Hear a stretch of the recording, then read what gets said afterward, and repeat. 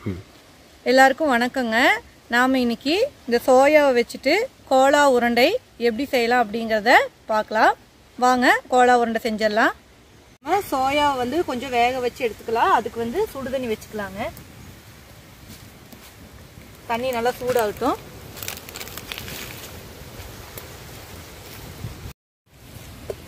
தண்ணி சூடாயிடுச்சுங்க. சோயா போட்டுக்கலாம்.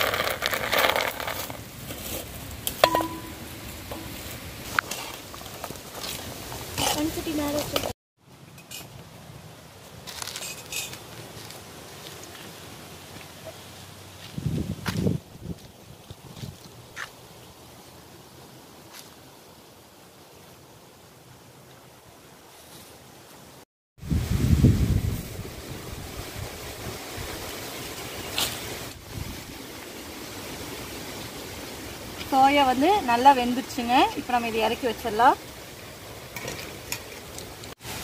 இப்போ இதை நம்ம நல்லா வடிகட்டி எடுத்து அலசிக்கலாங்க.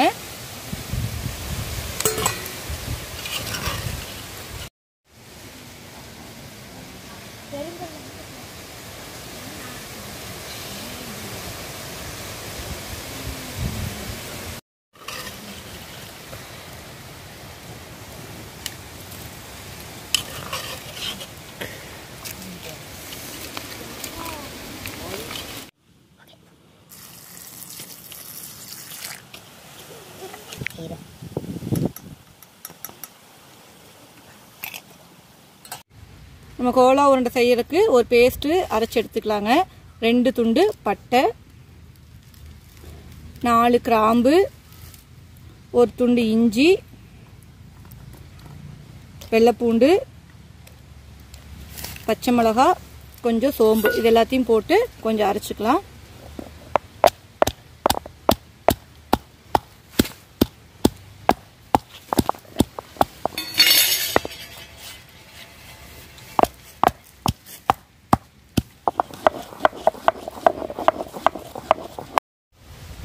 கொஞ்சமாக தேங்காய், தண்ணியே சேர்க்காம நல்லா கொரகொரப்பாக அரைக்கணுங்க.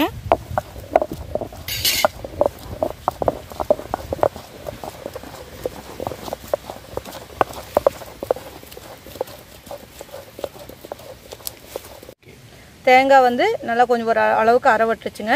இப்போ நம்ம நல்லா புளிஞ்சு வச்சுருக்கக்கூடிய சோயா இதை சேர்த்து அரைச்சிக்கலாம்.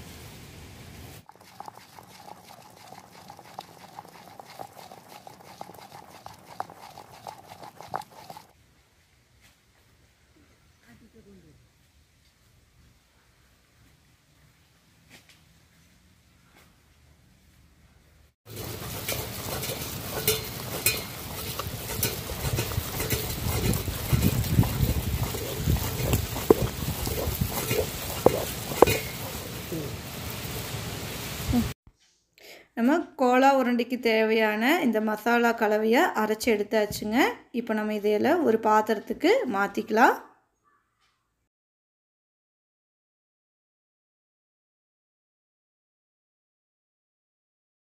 இப்போ நம்ம சோயா வந்துட்டு ஆட்டி எடுத்துகிட்டு வந்தாச்சுங்க. இது கூட ஒரு 2 பெரிய வெங்காயத்தை நல்லா பொடியாக நறுக்கி வச்சுருக்கிறேங்க. அதை வந்து நம்ம சேர்த்திக்கலாங்க. கொஞ்சமாக கொத்தமல்லி தழை சேர்த்திக்கலாங்க.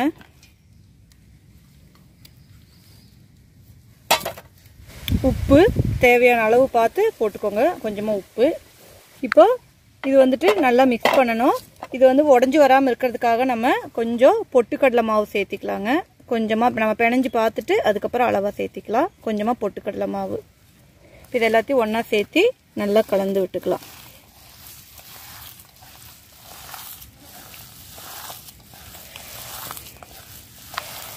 நல்லா இந்த மாதிரி பிசைஞ்சு கொடுத்து நல்லா பிணையுங்க. நீங்கள் அரைச்சி எடுத்தது கொஞ்சம் தண்ணியாக இருந்துச்சு அப்படின்னா பொட்டுக்கடலை மாவு கொஞ்சம் நிறையா தேவைப்படும். நான் தண்ணியே சேர்க்காம அரைச்சி எடுத்துருக்கிறேன். இது எல்லாமே நல்லா மிக்ஸ் பண்ணியாச்சுங்க. இப்போ நம்ம எடுத்துட்டு நமக்கு தேவையான அளவுக்கு இந்த மாதிரி சின்ன சின்ன உருண்டைகளாக பிடிச்சிக்கலாம். இந்த அளவுக்கு சின்ன சின்னதாக நல்லா உருண்டை பிடிச்சிக்கலாங்க. உங்களுக்கு எந்த சைஸில் வேணுமோ அந்த சைஸில் பிடிச்சிக்கலாம்.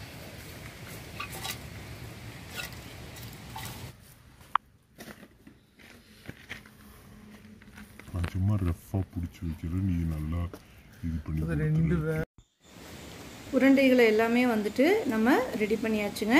இப்போ இதை நம்ம எண்ணெயில் பொரிச்சு எடுத்துக்கலாங்க. இப்போது சட்டி நல்லா சூடாயிடுச்சு, எண்ணெய் ஊற்றிக்கலாம்.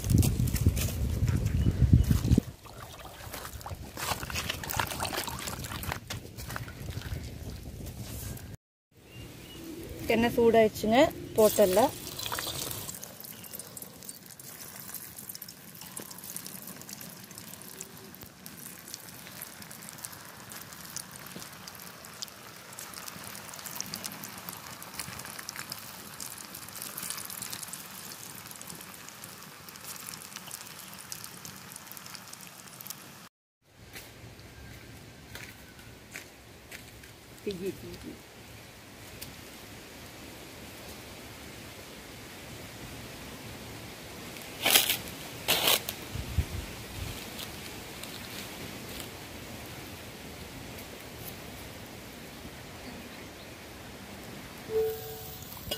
கோலா உருண்டை நல்லா வெந்து ரெடி ஆயிடுச்சுங்க. இப்போ நம்ம இதை எடுத்துடலாம்.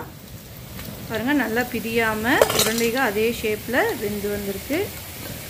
நம்ம ஆட்டுற பக்குவமும் இந்த பொட்டுக்கடலை மாவும் வந்துட்டு கரெக்டாக இருந்துருக்குங்க.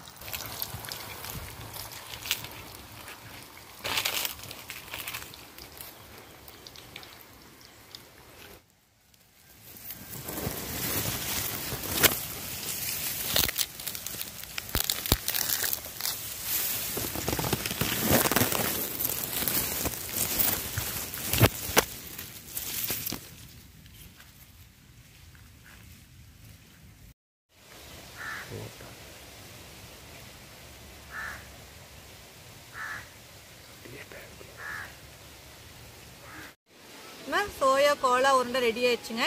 எப்படி இருக்குதுன்னு நம்ம டேஸ்ட் பண்ணி பார்த்துடலாம். சாப்பிட்டு பார்த்து எப்படி இருக்குன்னு சொல்கிறோம்.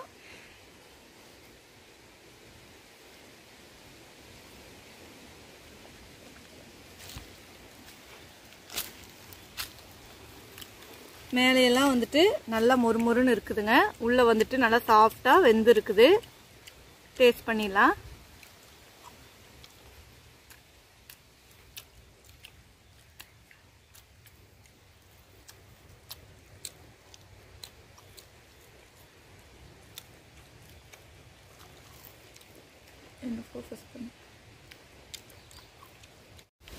கோலா உருண்டை ரொம்ப சூப்பராக இருக்குதுங்க. சாப்பிட்டா அப்படியே மட்டன் சாப்பிட்ற மாதிரியே இருக்குது.